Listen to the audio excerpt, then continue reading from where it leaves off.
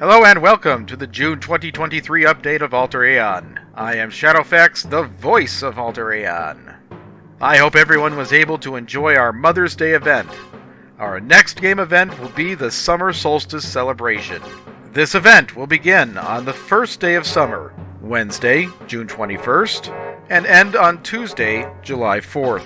I will be reopening both the Puzzlewood and Starving Rock zones for the event. The Puzzlewood is a high-level area intended to be completed by large groups where players are pitted against waves of monsters that increase in strength with each successive wave. Starving Rock is an auto-leveling zone where players try to kill as many monsters as possible and can be completed at any level. I'll also be releasing my next area, Castle Ket. This will be physically located on Cordan, but it will be an auto-leveling zone for the duration of the event. Here are some recent code changes from Draak. Ship borders should be working again. Trails and roads now have a more pronounced reduction of movement costs. A few spells have been renamed. Control Animal is now Dominate Animal. Control Undead is now Enslave Undead. And Control Demon is now Pledge Demon. This should prevent wires from getting crossed in the spell parser and make it easier to look up each spell in the help pages. There have been changes to how certain spells interact with shadow creatures. Druid light-based spells should do extra damage as advertised. Rorschach cheers them up. The Druid Thistle spell now has a short duration on targets. It slightly lowers hit point regeneration and makes the target less able to resist entangling roots. Bloom has been moved from level 17 Druid to level 22 Druid. Entangling Roots has been changed from level 22 Druid to level 17 Druid. This is so you actually have a minion you can cast Bloom on when you first learn the spell. Vampiric Vines now receive a boost to healing when attacking bleeding targets. There have been some changes to the Cartographer's Guild skills. Swimming is now an independent skill that costs 1 practice. If you already know swimming, you will not lose it. A new Grandmaster skill has been added, Trailblazer. There have been some adjustments and a bit of reordering to the rest of the cartography skills that should help them match up better with terrains you encounter as you advance through the Westering Islands and the Guild.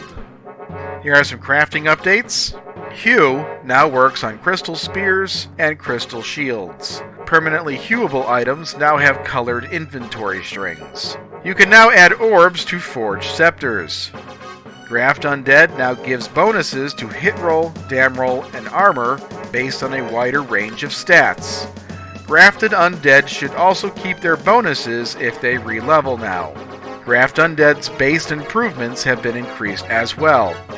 Draak has been coding alternative casting methods for druids and necromancers, like how mages have channel casting and clerics have group casting. I believe he has something already in the works for necromancers that will release alongside the summer event. Here are some area updates. Last month we released 5 new areas for Slowy. Right now these are still an auto-level mode, so high-level players can return to Slowy and enjoy them at an appropriate challenge for them. This will end at the beginning of the Summer Solstice event, where they will return to being normal, static level zones. They will still be instances, however. So if you want to wait it out and go curb stomp everything in there with your high-level character, you'll have to wait a couple more weeks. Draak is building a new level 38 Group 7 area, the Donnerbucht Bay of Thunder, which should be ready for release by mid-June. Morpheus has finished his improvements to the Labyrinth. He has updated mobs, quests, fame, and equipment. He plans on resuming work on Port Crimsonia and adding more spell components for scribable spells. If you can't find a spell comp for any particular spell, you can send Morpheus a mudmail and let him know. Draak and Morpheus have also been working on clearly defining the main continent's coastline. My understanding is that the goal is to make it more plausible to circumnavigate the continent. I've also been making some cosmetic updates to the Pelham Cemetery, which helps the area to better reflect the actual cultures and history of the island and be less of just a generic cemetery. Don't worry about heading back there to do anything, though, if you're already high level. It's mostly just adding descriptions to things. There's no new equipment or mobs or quests or anything like that.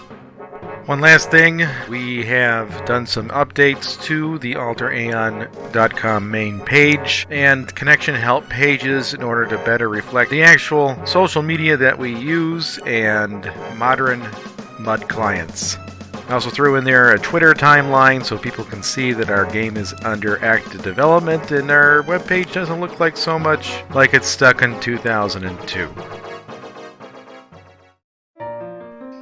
That concludes this monthly update. Please like the video and subscribe for more monthly presentations.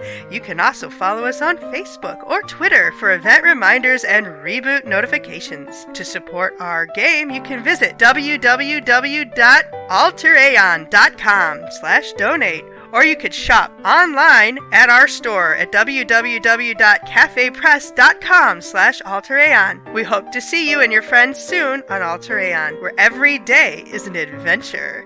Thanks for listening and happy mudding, everyone! AlterAeon.com. That's ALTERAEON.com.